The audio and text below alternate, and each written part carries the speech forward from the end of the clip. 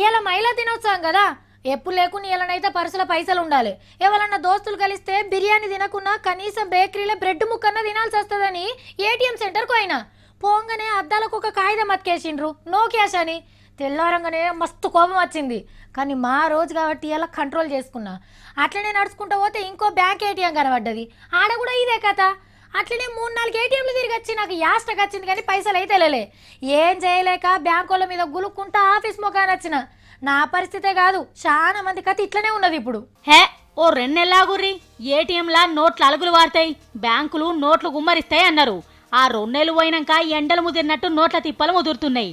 No cash బోర్డులను చూస్తే నోట్ల రద్దు కాలం యాదికొస్తుంది. గట్లనే ఎడకని నెలినా మళ్ళా లైన్లు కట్టుడే.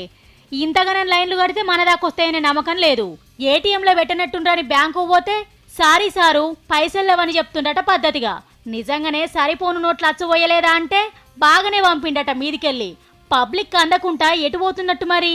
మల్లగా మోతవర్ల బంగ్లాలకే చేరుతున్నాయా ఏంది? ఇప్పుడు పైకందాసుడు కూడా వీజీయే. ఓ 52,000 నోట్లు దాస్తే 1,00,000 దాచినట్టే.